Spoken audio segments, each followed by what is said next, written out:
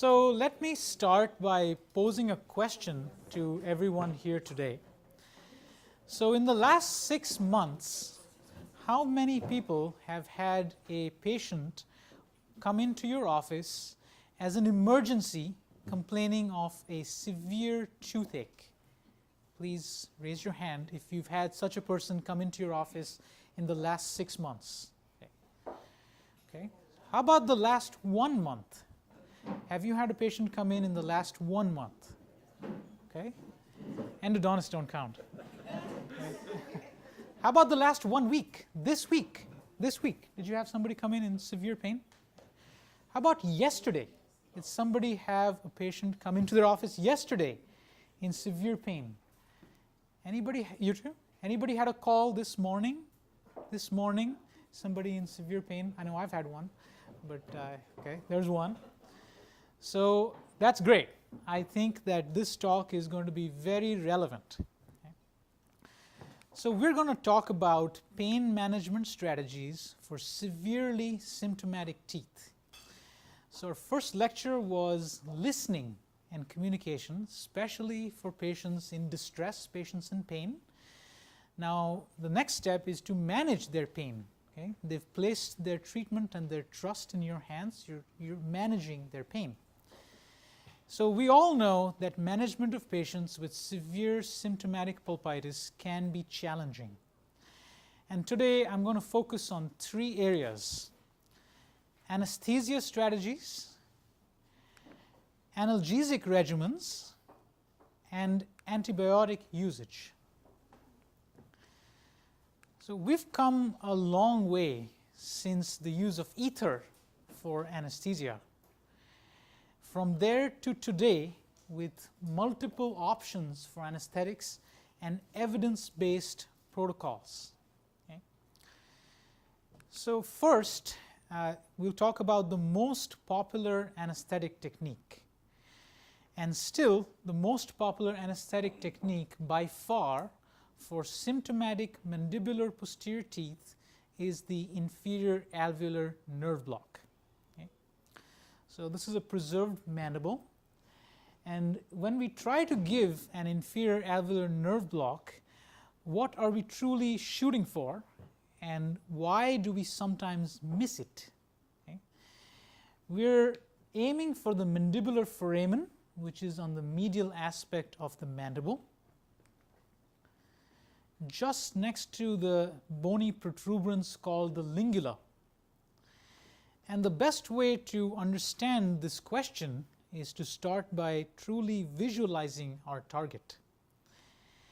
And endodontic residents do this by dissecting cadavers at the medical school. Okay. So we're going to start by looking at some cadaver dissection images from resident discussions. And this is going to briefly review the anatomy of the inferior alveolar nerve block injection. So let me orient this image for you. This is the lateral view of the right side of a cadaver head. The skin and the fascia have been dissected and retracted. Okay. The right zygomatic arch of the maxilla has been removed. The coronoid process on the right side of the mandible has been removed. Okay. This direction: superior, inferior, anterior, posterior. This is the masseter muscle. This has been detached from its origin on the zygomatic arch. It's been dissected and retracted to reveal the ramus, the body, and the angle of the mandible. Okay. This is the external carotid artery. This is the medial pterygoid muscle attaching on the medial surface of the mandible. Here we see the long buccal and the inferior alveolar nerve, which itself is a branch of the trigeminal nerve. And here we see our syringe, and the shaft of the needle is here, positioned for an inferior alveolar nerve block injection. This image is the same view, but the superior half of the ramus of the mandible has been removed to reveal the neurovascular bundle that resides on the medial surface. Okay? This includes the inferior alveolar nerve, the lingual nerve, and the mylohyoid nerve. And this circle is where the mandibular foramen is, and that's what we're aiming for during the inferior alveolar nerve block injection. This is a medial view of the same side of the cadaver head, showing the same neurovascular bundle, the inferior alveolar nerve, the mylohyoid nerve, and the lingual nerve, and the mandibular foramen. And on this cadaver, as you may notice on some of your patients, there's limited mouth opening. Okay? So if you have a patient who is similar to this cadaver, limited mouth opening, go higher with your needle placement. Go higher than where the mandibular foramen is. Okay? Or you can use a closed mouth injection technique to accomplish the same thing, like the Akinosi-Vazirani injection. Unfortunately, even after giving an inferior alveolar nerve block where the tip of the needle was perfectly positioned and getting positive lip signs, we still see that this technique fails to provide profound pulpal anesthesia, especially in cases of symptomatic irreversible pulpitis. So this study, Matthews et al., Journal of Endodontics, 2009, is from the Ohio State University. We have an alumnus here, and we'll be referring to the Ohio State University multiple times through this presentation, not just because of Dr. Strittmatter, but because they've done extensive work in this field of anesthesia, and they have some of the best evidence-based protocols for us to look at. Okay? So this study is showing a 66% failure rate for inferior alveolar nerve block injection, and that's after positive lip sign.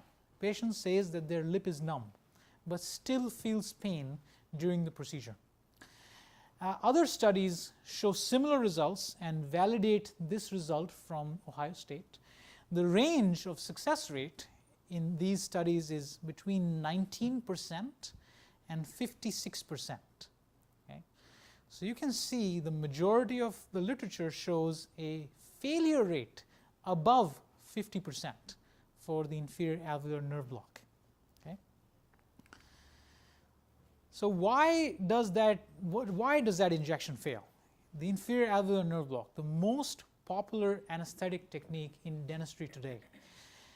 This is from John Meacham's group at Newcastle University in the United Kingdom. They've talked about the multiple reasons for the inferior alveolar nerve block failure, and they can range from pathological reasons, infection, inflammation, prior surgery, poor technique, which I know never assails anyone in this room, but still some people can have poor technique, still have failure. Psychological reasons, anxious patients, they've shown the correlation between anxiety and success rate of this injection. Anatomical reasons, accessory innervation, the nerve to mylohyoid being the prominent accessory nerve that can cause failure of the IAN, a variable course of the nerve, variable position of the foramen, a bifid mandibular canal, and pharmacological reasons. Alcohol abuse and drug abuse have been shown to reduce success rate of the inferior alveolar nerve block injection. So, endodontics still suffers from the perception that root canal treatment is this excruciatingly painful procedure, right? The president didn't help that with the former president didn't help that with his remark to the Senate that, the bailout was as popular as a root canal, right? The AE, the American Association of Endodontists, got offended at that remark, actually sent in formal opposition, a letter to the White House saying that this is an inappropriate thing to say. Root canal treatment is not painful, but this just shows us what is the perception of the public, that root canal treatment is this excruciatingly painful procedure. And if we truly look at this, we find that this is largely because the anesthetic techniques used in most cases of symptomatic irreversible pulpitis fail to provide profound pulpal anesthesia. And think about how many patients in your own practice have dental phobia that can be traced back to a prior traumatic experience. And of those patients, think about how many of those traumatic patients are truly anesthetic failures. Okay? Patient was not numb, and therefore they always have this fear of every dental procedure. So what's the solution? We know that this technique, this popular technique, has an abysmally low success rate. What's the solution? Different solutions have been proposed and tried. The most common of which is to repeat the IAN block, give a second injection. Okay? Try to correct orientation, just repeat the injection. That's the most popular way to solve the problem. Okay? But is that effective? Is repeat IAN block effective? And there's many supplemental techniques, and here's a list in no particular order: the Gauge-Gates, the buccal infiltration with articaine, PDL injection, intraosseous injection, intrapulpal injection. But how do we make decisions, clinical decisions, that we've had a failure of the IAN, the patient is feeling pain, which supplemental injection technique should be used now?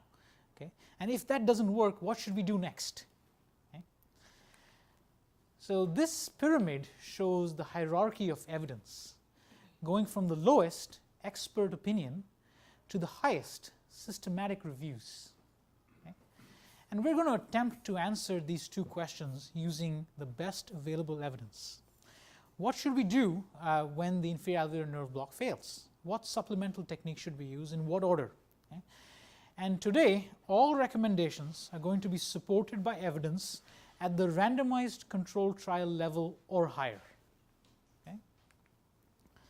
So let's begin. The first trial we'll look at is again from John Meacham's group in the UK. Khanna et al., Journal of Endodontics, 2012. They looked at 182 patients. All of them were symptomatic irreversible pulpitis in a mandibular tooth. All of them received the inferior alveolar nerve block injection, and only 82 of them experienced pain-free treatment. Okay? So that leaves 100 patients, and that's exactly the group that we're interested in. 100 patients, all of whom have symptomatic irreversible pulpitis in a mandibular tooth, have received the IAN block, and the block has failed. The patient is feeling pain. Okay? So they took these 100 patients and they divided them into 4 groups of 25 patients each, and they tested 4 different supplemental techniques. Okay?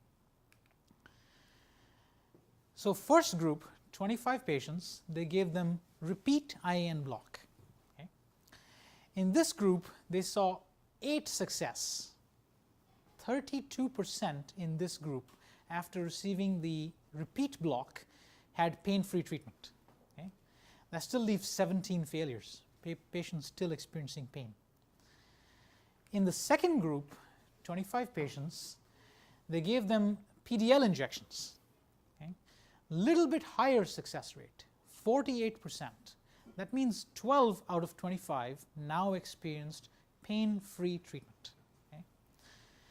In the third group, they gave them intraosseous injections, and now we're getting above 50%.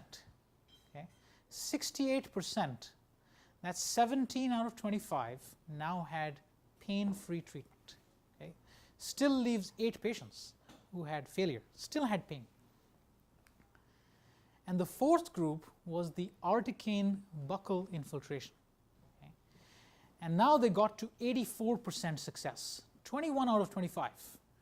When they gave them an articaine buccal infiltration, they experienced pain-free treatment. Okay?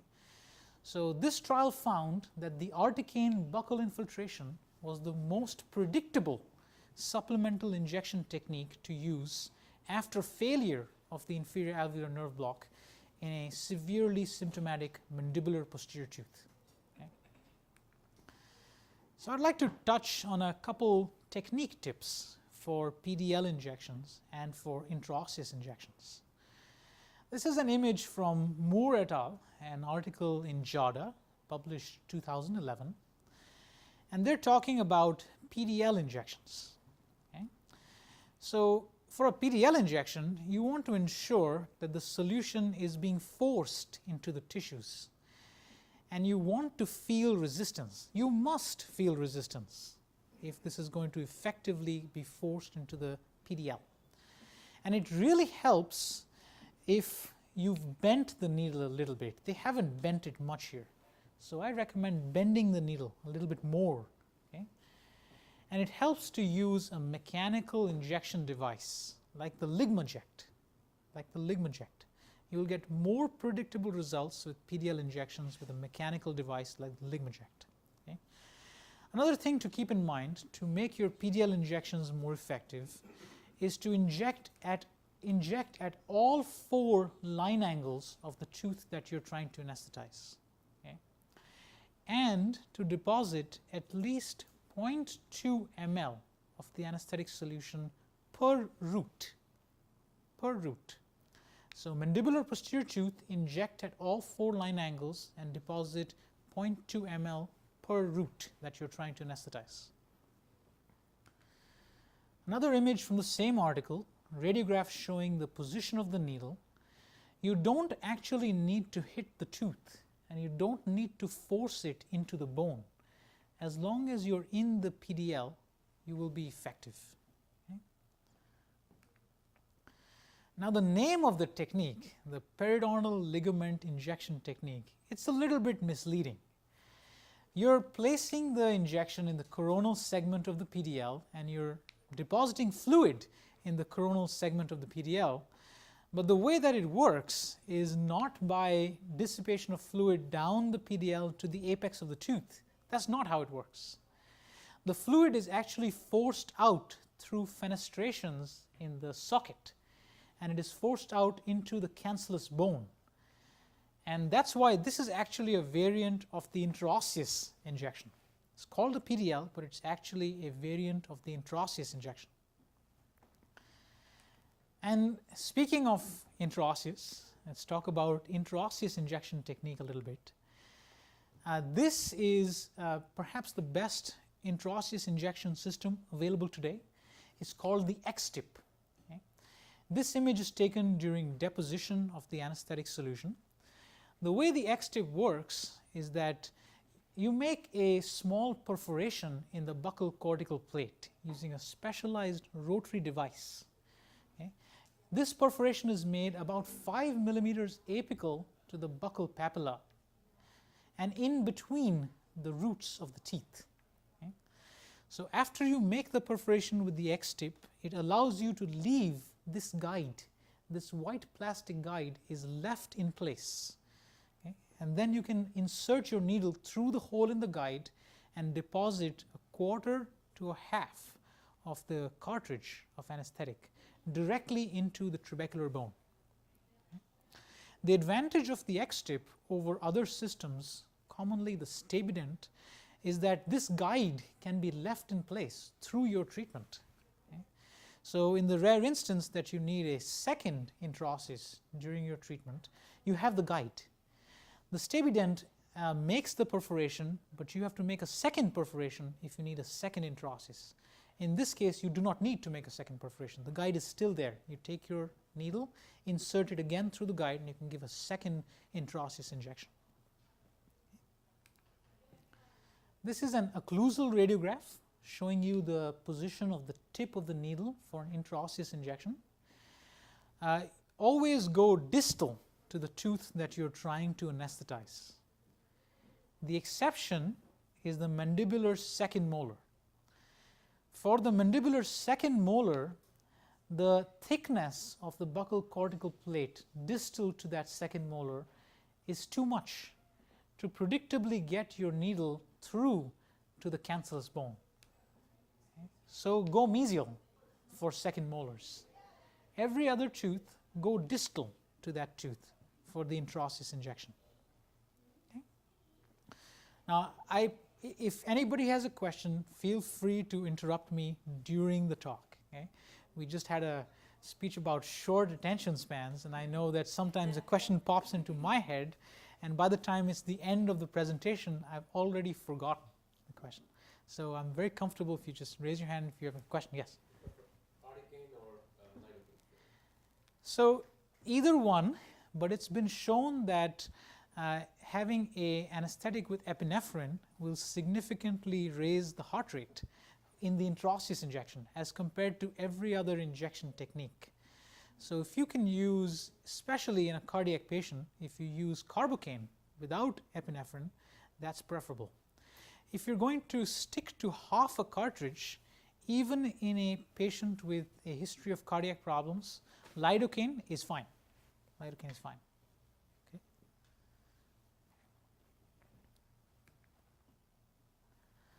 So we've talked about these different supplemental techniques: buccal articaine infiltration, PDL injections, intraosseous injections. But what about the sequence? Is that important? You've had a failure of the inferior alveolar nerve block. What should you do first? What should you do second, third? Is the sequence important? Right? Yes, the sequence is important. We know that 66% of the time this IAN block is going to fail. So I suggest you use the most predictable supplemental technique first. Give an articaine buccal infiltration first. It's the most predictable way to get to pain-free treatment. Okay? If that fails, move to an intraosseous injection. Okay? If that fails, move to a second intraosseous injection in the same site. Okay? There you're already at a 90% incidence of completely pain-free treatment. But for those rare cases where you need it, the last choice is the most painful technique. That's the intrapulpal injection. Okay? So the patient often feels that. That's why we leave this for our last resort. Okay? But at this point, evidence shows that 100% of your patients will be able to experience pain-free treatment, and endodontic therapy can be accomplished efficiently and effectively. Okay? Where does the gow gates fall in there? Would you consider that repeating the IAN injection? So the gow gates, when we are looking at studies comparing it to the inferior alveolar nerve block, generally has been reported as having a higher success rate than the inferior alveolar nerve block. Okay? So a variation on this sequence would be to use the gow gates as your primary supplemental, instead of repeating the IAN. Repeating the IAN has really an unacceptably low success rate. So if you would like to repeat the block, which could be for different reasons, you suspect anatomical variation, which probably is the most common reason.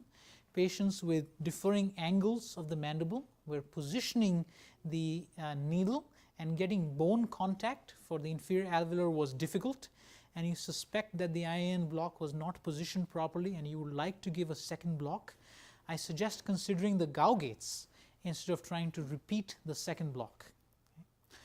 If you're confident that your first block you had good contact, good bone contact, and it was positioned correct, I suggest not even trying either the gow gates, moving directly to the articaine buccal infiltration. Okay? Some people use the gow gates as their primary injection technique, primary block injection technique for mandibular teeth. And studies show that that is more effective than the IAN.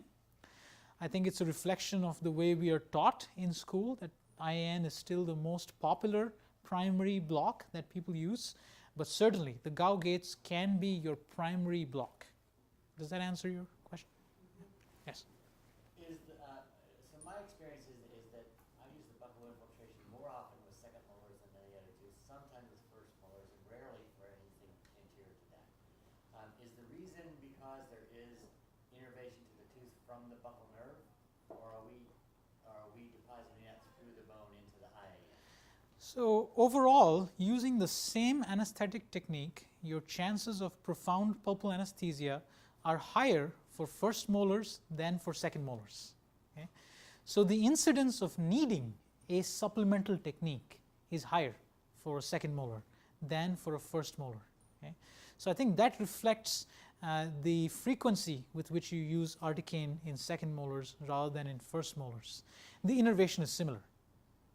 So there is no innervation to the tooth from the buccal nerve? Now it could be from either to the second molar or the first molar. Right. The chances of innervation from the buccal nerve are the same Okay. for either the first molar or the second molar. You could have it in both teeth. Okay. Yeah. And could you just describe your articaine buccal infiltration technique? Sure. So buccal vestibule at the level of the apex, approximately, retract the buccal vestibule, make the tissue taut, and then place the tip of your needle at where you assume the apex of the root of the tooth you're trying to anesthetize is, okay? And deposit a full cartridge of articaine. You can use either 1:100 epi or you can use 1:200. They've been shown to have equal effectiveness when used as a supplemental anesthetic technique.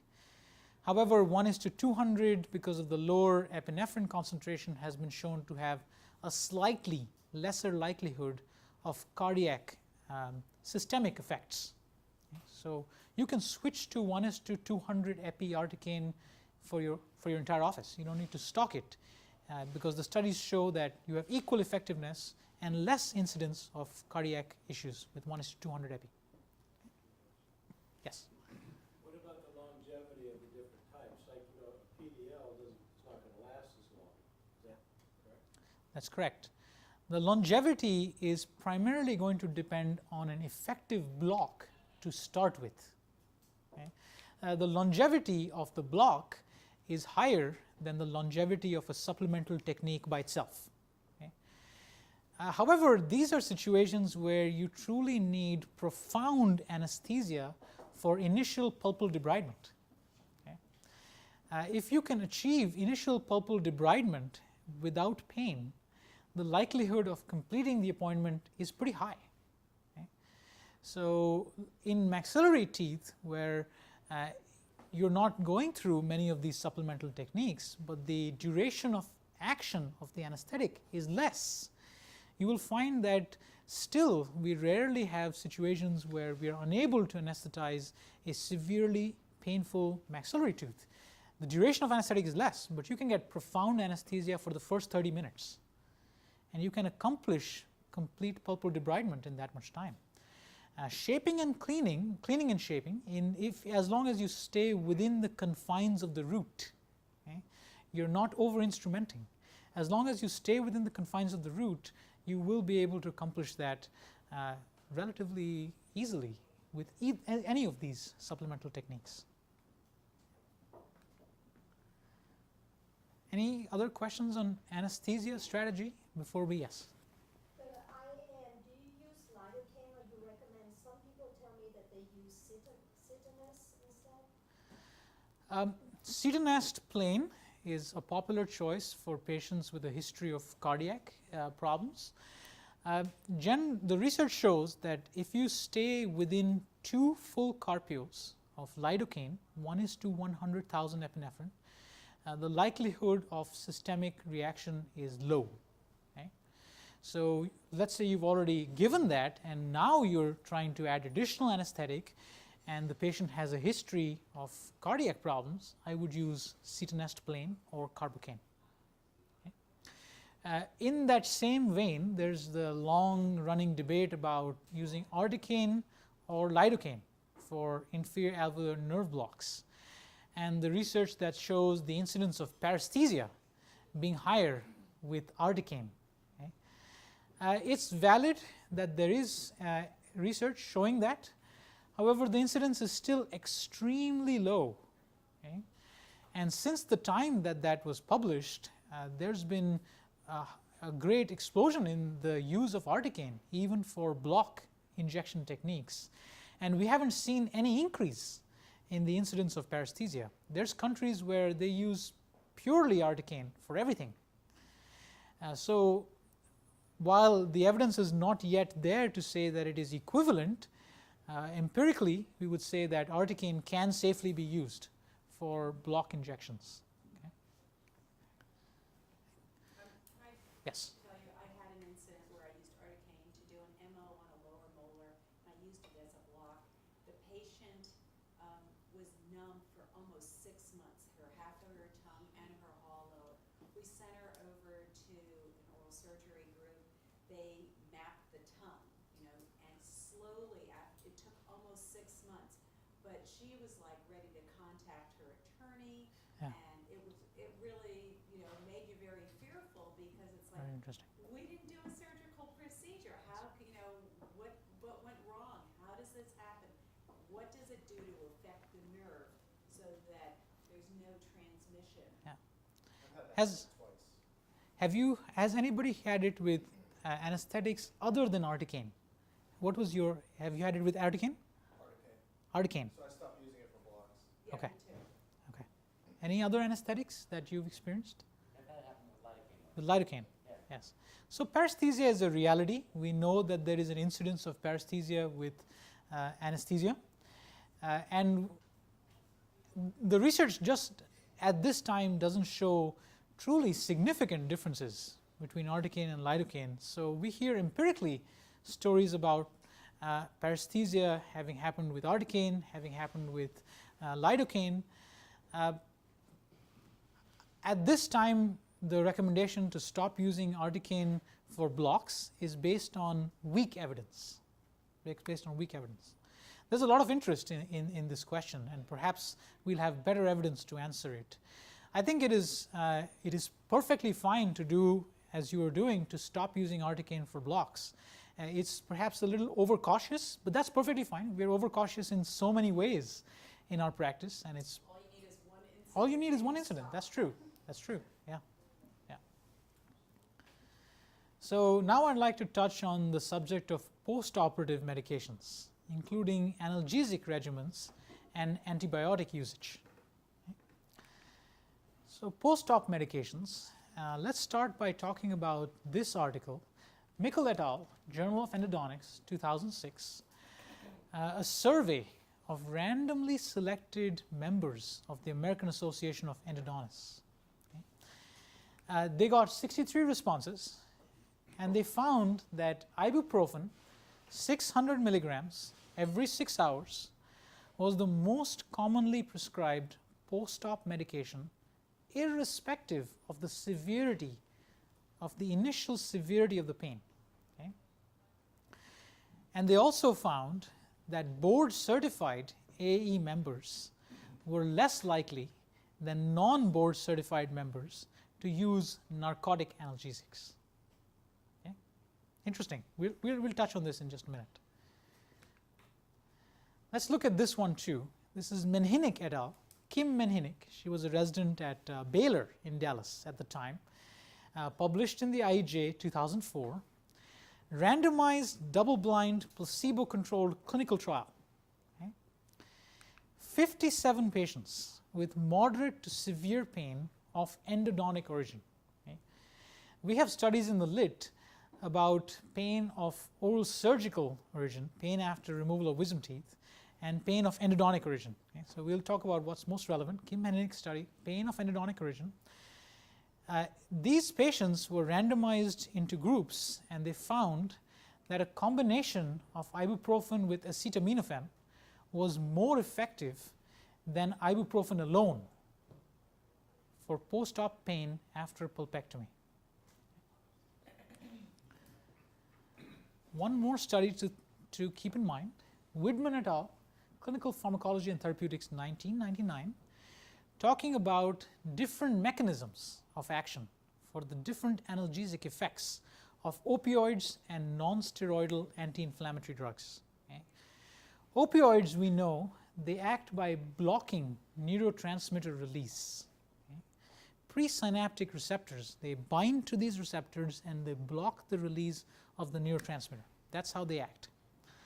NSAIDs, they block prostaglandin synthesis. Okay. So different mechanisms of action. That's the basis for why we use them in combination, when we use them in combination. Okay.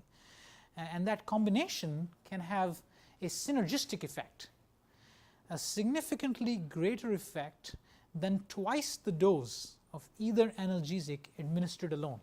Synergism, because of the different mechanism of action. So I recommend a flexible analgesic prescription strategy for severe pain. Start out with ibuprofen, 600 milligrams every 6 hours. Okay? If the patient still has pain that is not controlled with this regimen, switch to a combination. Ibuprofen 600 milligrams with acetaminophen 500 milligrams, extra strength Tylenol available over the counter. Okay? Combination 4 times a day, every 6 hours. Okay? Menhinick et al., we know that this is more effective than ibuprofen alone. If the patient still has pain, use opioids as an escape medication. Okay? You can use opioids in combination with acetaminophen, such as Vicodin or Tylenol 3, but recently we've had some controversy about acetaminophen and its effects on the liver and liver damage. And we've had the maximum daily dose recommendation for acetaminophen changed. It used to be 4,000 milligrams per day, and it's been changed to 3,000 milligrams per day. So if you stay within this range, this fits nicely into the new guidelines for acetaminophen. If you're using opioids in addition to this, either substitute, don't use the over-the-counter extra strength Tylenol, just use the opioid in combination with acetaminophen, or make sure that you're not going to exceed 3,000 milligrams per day.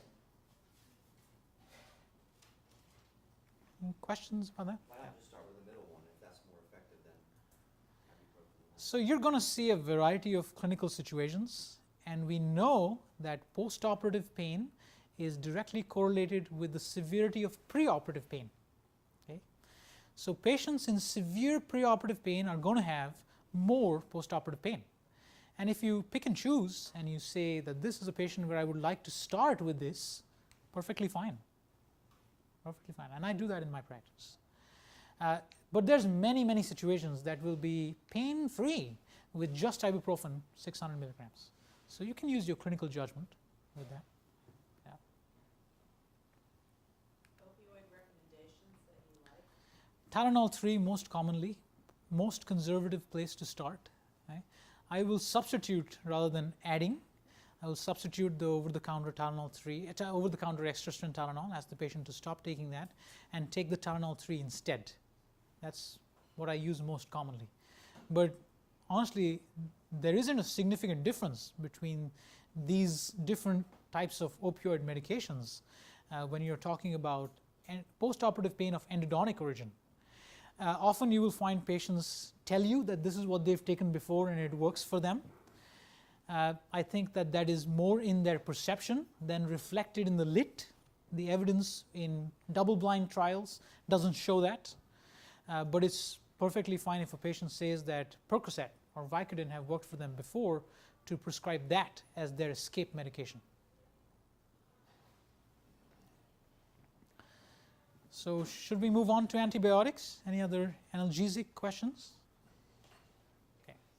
So for antibiotics, I'm going to present 4 scenarios, 4 common scenarios in clinical practice. And for each scenario, I'm going to ask if you think that antibiotics would have made a significant difference for that patient. So scenario number 1, patient comes in, it's a busy day, patient comes in with severe pain of irreversible pulpitis. The question is, are antibiotics effective until the patient can be seen for endodontic treatment? If you give this patient a prescription for antibiotics, is that going to control the severe pain of irreversible pulpitis? What do you think? No. No. That's right. It's not. We know from the Cochrane Systematic Review, Keenan et al., Journal of Endodontics 2006, there's no difference in pain relief for patients with untreated irreversible pulpitis who received antibiotics versus those who did not. we're not talking about the dangers of overprescribing antibiotics and the dangers of antibiotic resistance, which is a very significant problem. We're purely talking about effectiveness. Is this an effective strategy? This systematic review has multiple randomized double-blind trials, and they show that there's no difference. Your patient may progress along the path of the disease. That irreversible pulpitis may convert to pulp necrosis and may change the character of the pain. And that is why there may be a difference in the reported pain of the patient. But your antibiotic prescription is unfortunately not going to help. Nagel et al., another Ohio State study, Quad OE 2000, randomized double-blind clinical trial, 40 emergency patients, all of them irreversible pulpitis, divided into groups with penicillin or placebo, double-blinded. Okay. Penicillin did not significantly reduce the pain, the percussion pain, or the number of analgesic medications that the patient was taking in these cases of untreated irreversible pulpitis. Okay. So every patient received the prescription and received a pain diary for 7 days, a standardized method to record their pain and to record how many analgesics the patient was taking. Double-blinded. Evaluators did not know what the patient had been taking, and no significant difference. Patients on penicillin, no significant difference from patients on placebo. I'm wondering how they got their IRB approval for such a study. Yes, there's a couple of studies here that is very hard to duplicate with today's IRB policies. Untreated irreversible pulpitis, we have clear evidence that if you prescribe antibiotics, you're not going to have effectiveness. Okay? So if today we submit to the University of Maryland IRB that this is a patient sample of untreated irreversible pulpitis, and we want to try this. We want to try steroids. We want to try this type of injection. We want to try this new analgesic. It's going to be really hard to get that study through the IRB, because there's clear evidence showing us that untreated irreversible pulpitis, you're not going to get benefit by prescribing these medications. So what's the right approach? What's the best way? You have a busy day, patients come in, severe pain of irreversible pulpitis. What's the best way?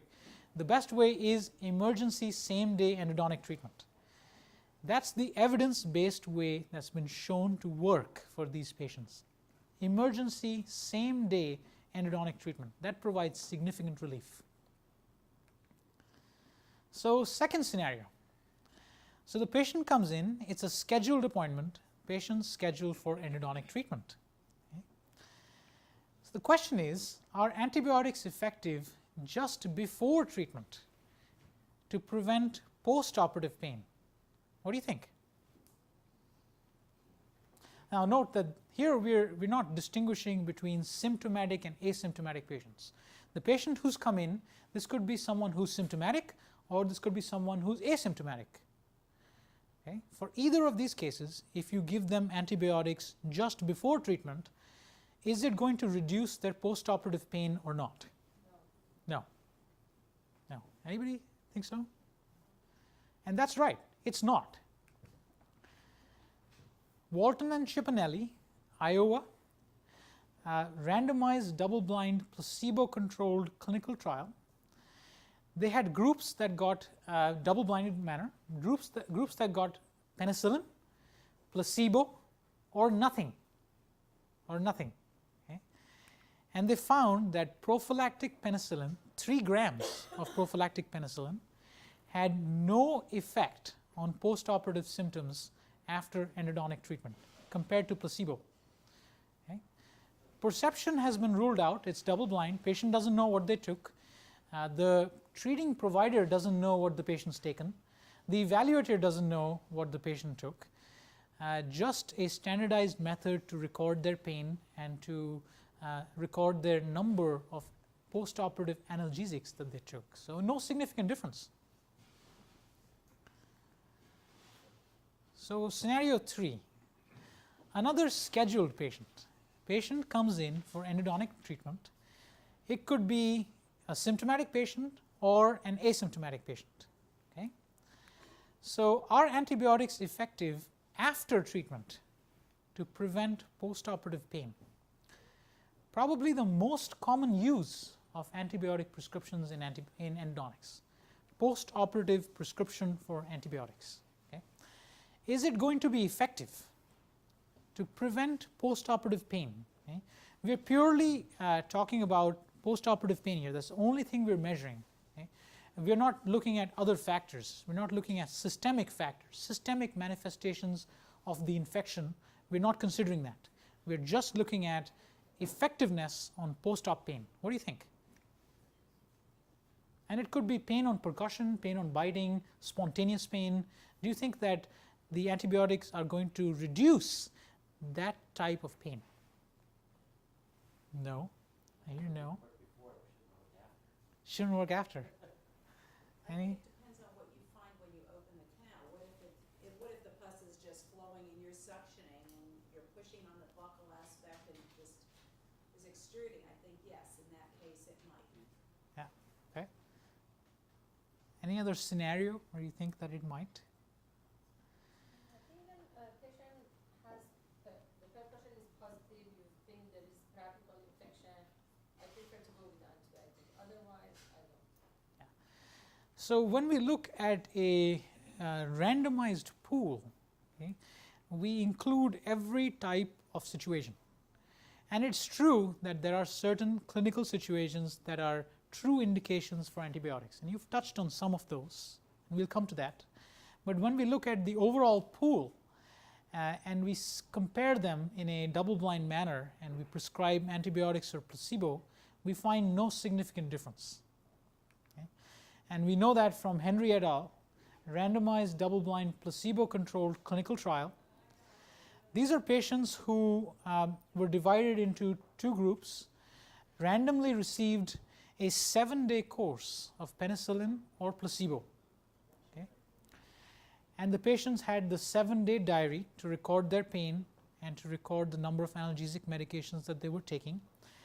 And they found that administration of post-op penicillin did not significantly reduce their post-operative spontaneous pain, their percussion pain, or the number of analgesic medications that they were taking for symptomatic teeth with periapical radiolucencies. Okay? Yes, go ahead. When do you get a better result if you use a different antibiotic rather than penicillin, like augmentin or clindamycin? On the control of the infectious process, there are situations where switching the antibiotic does give you more effectiveness. Okay? But on post-op pain as a whole, okay, the question being, should we make this our default strategy or not for a category of patients? Symptomatic necrotic teeth, periapical radiolucency, in that category, should we make this our default strategy that every patient who falls under this diagnostic category, if we give every patient a prescription after their treatment, will it reduce the overall incidence of postoperative pain? The answer is no. Okay? But there are situations where it is a true indication for an antibiotic, and there are situations where a certain antibiotic, if not effective, switching the antibiotic will help. Okay? Yes. I got just a bizarre question. What percentage of patients do you give antibiotics when we refer them to you? I should track that. We don't track it. I should track it. I would say It's just off the cuff. I would say it's off the cuff, probably 25%. That you give antibiotic or you Yes, don't? that we give antibiotics. That we give antibiotics. We give antibiotics about 25% off the cuff. We could go and run an analysis on that. I would love to know a more specific answer. Frequently that is the case, but that's not the reason. That's not the reason. These are situations where it is not a true indication for an antibiotic, and the antibiotics are not going to be effective in that situation. Okay? However, if the antibiotic has been previously prescribed by the referring doctor, we ask the patient to continue what they've already been taking. Okay? We do not ask them to stop if they've taken a day or two of antibiotics. If they're already on it, I ask them to finish the course that they're already taking.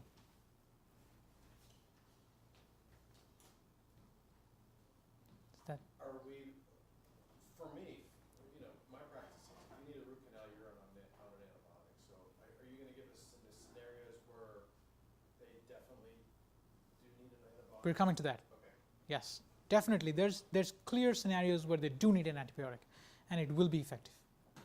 Yeah. I think a lot of us are speaking from like a medical legal perspective, like worried about, because we know this research and you know this research, but the patients, some of them will not be convinced no matter what you tell them. Absolutely. They had an antibiotic in the past, they need it again this Yeah. time, so. Yeah. You have to meet the mind of the patient before Yeah. meeting the mouth of the patient. And absolutely.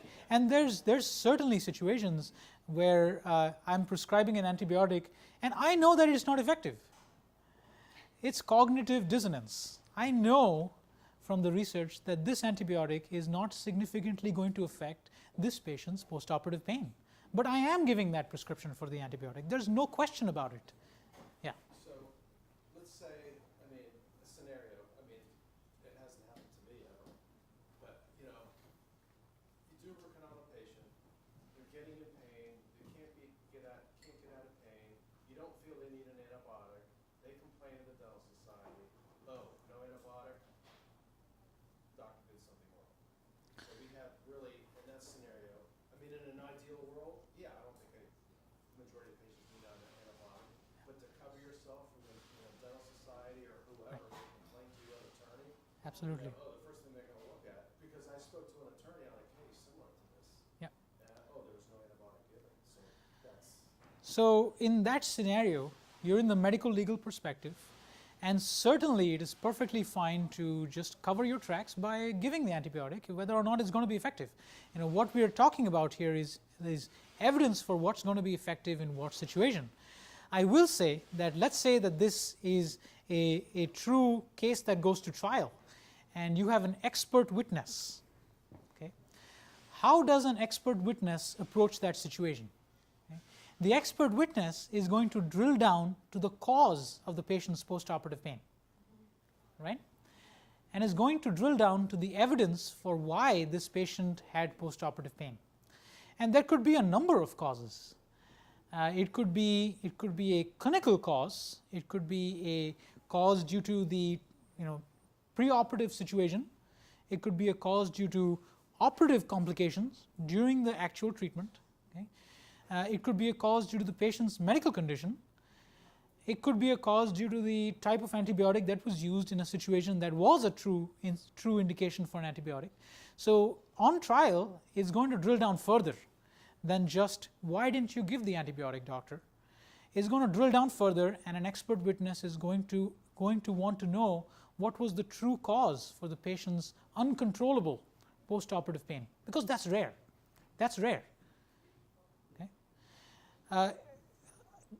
I fully acknowledge the many non-clinical reasons to give antibiotic prescriptions, and I myself often prescribe an antibiotic for a non-clinical reason.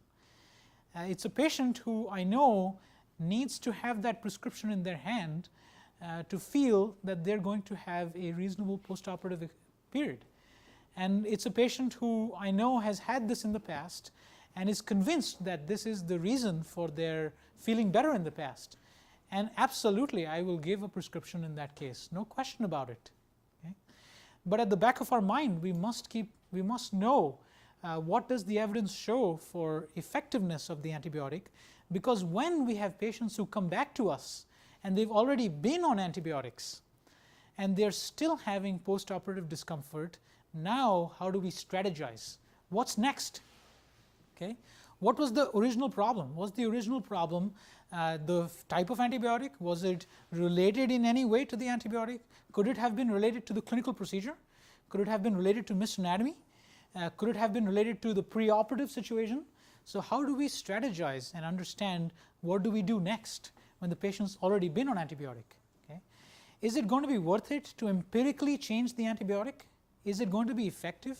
Is it going to prevent the call from the patient 12 hours later saying, "Doc, I'm still in pain. You changed the antibiotic, I'm taking your new antibiotic, but I'm still in pain."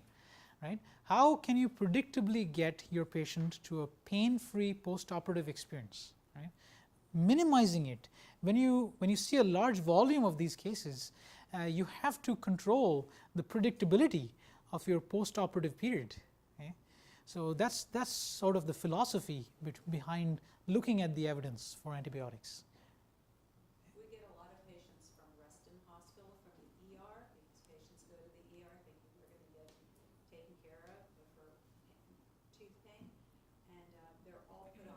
amoxicillin Yes. and try them operate. Absolutely. That's how I get 'em out of ER. Absolutely, absolutely. And this is becoming a major issue with organized dentistry. We have research now that shows that ER-based care for patients with dental pain is not just inappropriate, it's actually more expensive for the community and for the economy to have patients be treated that way versus be treated in the office of a dental provider.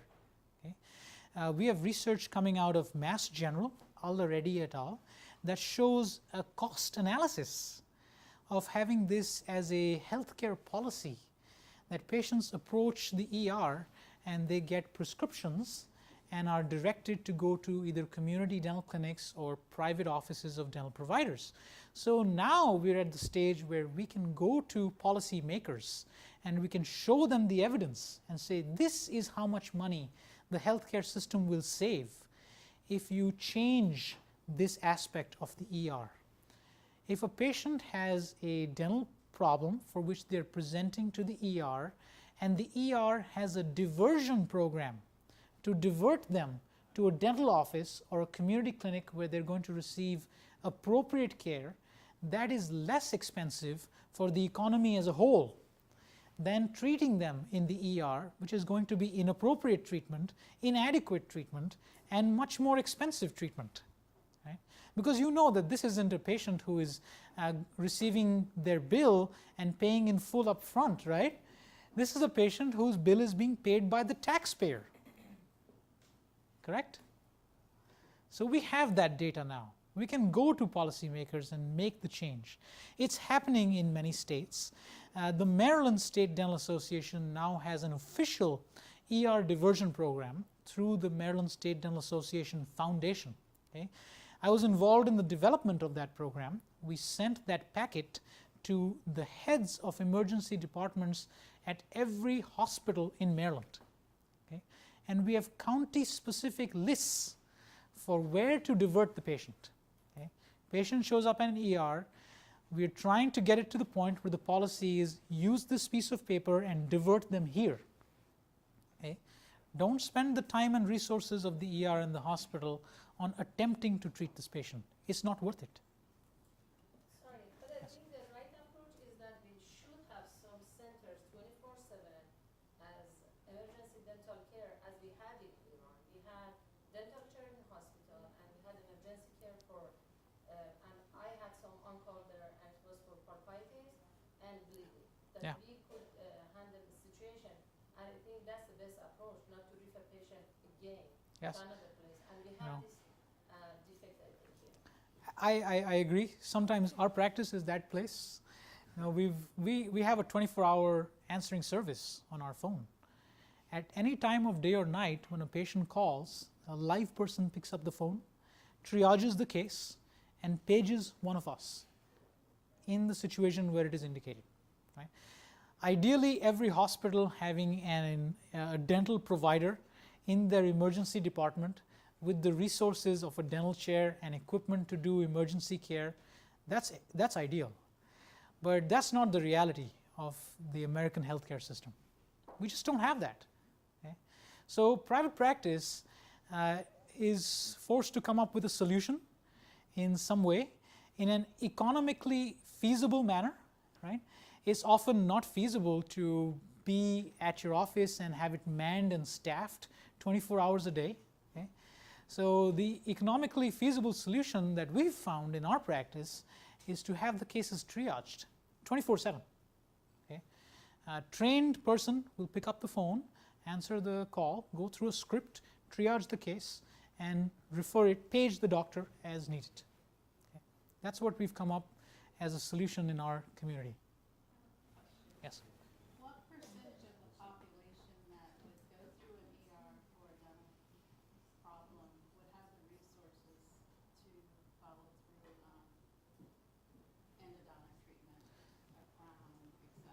So I'm looking at the big Yes. picture. Yes. Where do you send those patients? Absolutely true. Absolutely true. No question about it. Patient or Yeah. background. now that we've established that private practice has to come up with a solution to this problem, it has to be economically feasible for the practice. So certainly there's going to be categories of patients who present to us.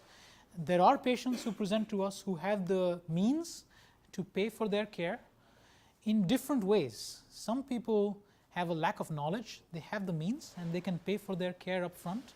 Some people are insured, just don't know where to go. Okay? Some people can pay for their care but not up front, can pay over time, and there's a method, standardized method that we use to offer them that option. That's available. They can pay over time. Okay? Some people do not have the means to pay for their care. Okay? We have two ways of dealing with that. We have a financial assistance program that requires verification of that statement. There's an application, it's on our website. Patient can download that application. It's a financial assistance program. Okay? It's similar to what's used in medical settings. Quest Diagnostics uses it. Many large hospital systems use it. It's an application that requires them to give proof of their income. Okay? And in situations where that meets our criteria, we will offer them a reduction in their fee. Okay? It has to go through the practice management and the owners, but yes, we've done that before. And we do offer them a reduction in our fee. If the patient can prove to us that truly this is a patient who does not have the means to pay for their care and is a situation where the most appropriate thing for the patient is specialty endodontic care, we believe that it is our duty to make it feasible in a manner that works for us and works for them. If we can find a solution that works for us and works for them, we will offer that solution. There are options for that. Okay? Now, if there's no such solution that is in a feasible manner working for the private practice, in Northern Virginia, there is the Northern Virginia Dental Clinic, okay, funded by the dues of the members of the Northern Virginia Dental Society. Okay. So the Northern Virginia Dental Clinic is a resource to send these patients who truly do not have the means to pay for their care. There is the Mission of Mercy program, but that's not emergency care. That's only a few times a year. So patients do approach that, especially in remoter areas like Grundy, Wise. So patients have that option too. Okay. Our practice works with the Northern Virginia Dental Clinic. They have many situations that they can handle from a pain management standpoint and many situations that they cannot handle from a pain management situation. So we found that it is economically feasible for our practice for the two partners to take on one case per month pro bono from the Northern Virginia Dental Clinic. So that's our arrangement with the Northern Virginia Dental Clinic. I'm happy to share that with you. We take on one case per month that's referred for one case for me, one case for Ali, that's referred from the Northern Virginia Dental Clinic. That the patient has been verified as having no means to pay for their care, but truly has a need for specialty endodontic care. Okay, we will provide that pro bono. We're happy to do that. But it's not economically feasible for us to do that every day. Right? So if there is such a situation as a universal healthcare government-funded solution where we can refer these people, of course, that's a more ideal scenario.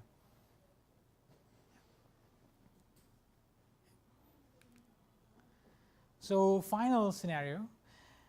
Patient comes in for endodontic treatment. So are antibiotics effective just before treatment to prevent a flare-up? Okay. Let me clarify and distinguish between postoperative pain and flare-up. Okay. So flare-up is defined as an entity that occurs maybe about 2 to 3 days after endodontic treatment. This is not immediate postoperative pain. This is 2 to 3 days after endodontic treatment. And it's categorized by moderate to severe pain and swelling that lasts for an average of about 74 hours. Okay? That's the average flare-up entity.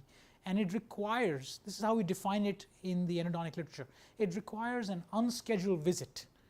It's severe enough to require an unscheduled visit. That's a flare-up. Okay?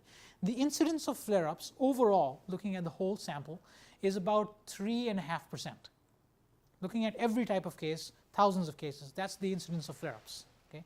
So if you give an antibiotic just before your treatment, can that reduce the chances that your patient is going to come in for an unscheduled visit due to a flare-up? What do you think?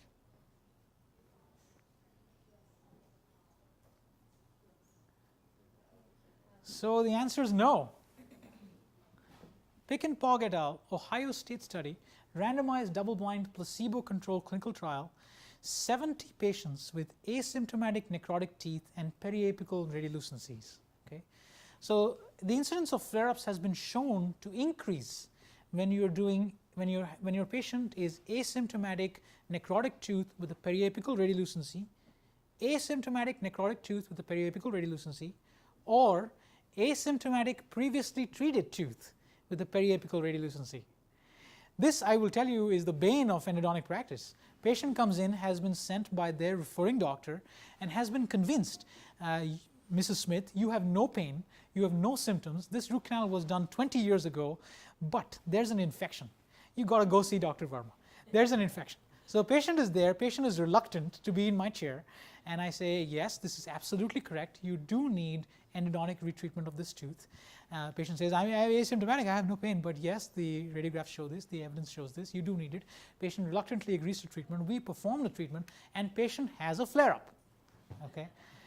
So these patients have a higher incidence of flare-ups. Asymptomatic teeth, previously treated, periapical radiolucency, higher incidence of flare-up. Okay? So in this group of 70 patients, this group in a double-blinded manner, 1 hour before the endodontic treatment, they gave them either 3 grams of amoxicillin or 3 grams of placebo. Okay? And in their results, they showed that 10% of these 70 patients, 7 patients had a flare-up, a true flare-up, requiring an unscheduled visit to the dental office. Okay? 7 people had flare-ups, and of those people, 4 were in the amoxicillin group and 3 were in the placebo group. Okay? So more people in the antibiotic group had a flare-up than people in the placebo group. No significant difference, statistically no significant difference. But they showed that prophylactic penicillin, amoxicillin, before endodontic treatment is not going to, unfortunately, reduce the incidence of flare-ups. What if patient is symptomatic? If percussion is positive, if there is infection, what about that situation? So that situation has also been shown when looking at a large sample pool that the incidence of flare-ups still stays around 3.5%. We do not have a predictable method of reducing the incidence below that. Okay? We've seen that predictable and thorough debridement reduces the chances on an empirical basis for flare-ups, but below 3.5%, no study has demonstrated predictably any strategy that reduces the incidence below that. What if you gave steroids to everybody? Mechanistically, yes. Okay, mechanistically, steroids to everyone should reduce the inflammation in the area and should reduce the chances of flare-up. Okay, there's other issues associated with giving out prescription for steroids, so there's no study yet. There is no research yet looking at a sample of everybody getting steroids and everybody getting a placebo and seeing who's having a higher chance of a flare-up. But yes, the mechanism would suggest that you would have a lesser chance as possible. I think something here is a little tricky and confusing because when you use the pain, the word pain is different from infection because pain can cause by inflammation process. Yes. You know? Yes. So we can control that with ibuprofen, Yes. for example. Yes. So here is not very clear Yeah. between the definition you are giving for pain and infection is there. That's my next slide. Yeah, okay. Go. So what's the true indication for antibiotics? We've talked about the non-indication. What's the true indication? Now here's where we have to distinguish between infection and inflammation. Okay? So infection can manifest as a localized infection. Okay? The patient has evidence of bacterial presence in the area, either biofilm inside root canals or degradation of the periapical bone. Okay? There is visual evidence that this is an infection. Okay? Or it can manifest with systemic manifestations. Okay? And at that level you have fever, lymphadenopathy, okay? Large infection, large swelling. Okay? These are true systemic manifestations of the infection. Okay? Fever, lymphadenopathy, and large swelling.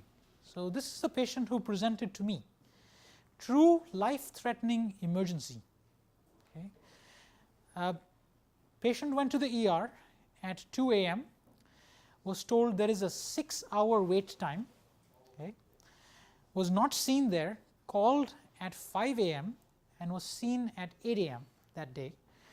Patient is diabetic, fascial space infection involving the canine space, the buccal space, and the submandibular space. Okay. The eyelid is half shut due to the extension into the canine space. Okay. Patient says he's having difficulty breathing. So this is an exaggeration of the manifestation of an infection, systemic manifestation of an infection that is a true indication for antibiotics. Okay. You can have a lower grade manifestation. You can have someone who presents with just lymphadenopathy, someone who presents with just fever, someone who presents with just a large swelling, okay, someone who is immunocompromised, where the likelihood of moving to a fascial space infection or spreading infection is higher. Okay. So those are more systemic manifestations of the infection. Okay. You'll often see younger patients where you're looking at previously treated teeth with large periapical lesions, right? And patients say this was done 10 years ago. I have never felt any discomfort, and you're wondering why, or you're telling them you're going to feel it soon, and you need to go here. And certainly that case does need treatment, but this is a patient with a robust immune system. Okay. The patient may never feel a systemic manifestation of their pain. Untreated periapical lesions in patients with a robust immune system may never manifest with systemic symptoms. Okay. So the phrase dental infections can be painless is absolutely true. It depends on the host factor, right? The immune system of the host. It depends on the spectrum of bacteria that cause the infection. So certainly dental infections can be painless, but here we're talking about infections that are presenting systemically. Absolutely, no question about it. True indication for antibiotic. Put the patient on an antibiotic right away. This patient was placed on antibiotics, Augmentin. Immediate, that day, pulpal debridement of a necrotic number 11 and incision and drainage of the fascial space abscess. Okay. Not extraoral drainage, intraoral approach. Okay. Taking a hemostat, a curved hemostat into the canine space, opening up the hemostat, breaking the locules of pus in the canine space, okay, and achieving drainage, and leaving a drain, suturing a drain in place for continuous persistent drainage. That's the approach for situations that present with this. And we can get these patients asymptomatic, back to normal, preserve their teeth. Okay. There's enough sound tooth structure. It's a question about treatment of the infectious process. Okay. The severity of the fascial space infection is not an indication for extraction. Okay. The presence of sound tooth structure means that you can effectively treat that infection. Okay. So true indications for antibiotics, we can talk about prophylactically. Prophylaxis for patients at risk of infective endocarditis, patients who've had trauma, where contamination of the open wound is a concern, true indication for an antibiotic. Surgical situations where risk of infection is high, true indication for prophylactic antibiotics. In situations of treatment where patient presents with facial cellulitis, like my emergency patient that I just showed you, acute apical abscess in situations where drainage cannot be achieved, true drainage cannot be achieved. Okay. Rapidly spreading infection where patient is complaining of fever, you can measure fever, lymphadenopathy, okay, and immunocompromised patients. We're seeing more and more of this. Our patient population is trending towards a more elderly population as longevity increases and as people are keeping their teeth longer. So we're seeing a lot of patients with immunocompromise. So a routine situation where you perhaps may not even give them a prescription, if the patient's immunocompromised, I would consider giving them a prescription for antibiotics. What do you do routinely for your cardiac patients with cardiac stents in and your hip and knee replacement patients? Cardiac patients with who are falling within the current ADA guidelines, previous history of infective endocarditis, recent prosthetic valve placement, we prescribe antibiotics, certainly prophylactic antibiotics. If the cardiologist has made a recommendation, we just follow that recommendation. We just follow that recommendation. You're still seeing in the lit that there's variation between what cardiologists are doing and what the American Dental Association is recommending. So we don't try to change that. I never call a cardiologist and say, look, you're recommending prophylaxis, and my guidelines say, no, I just follow the recommendation because I'm not the one who's going to give follow-up care in case of cardiac complications. I just follow the cardiologist recommendation. For prosthetic hip and joint replacements, if there is no guidance from the orthopedic surgeon, we will follow the guidelines. Within a year, we will give them prophylactic antibiotics. We find that frequently there is guidance from the orthopedic surgeon, and they're still trending towards the conservative, giving antibiotics in cases where the guidelines say it may not truly be required, and we follow the recommendations. We follow the recommendations of the orthopedic surgeon. Yeah. Previous joint infections, no question about it, antibiotics. Previous cardiac valve, history of infective endocarditis, no question, prophylactic antibiotics.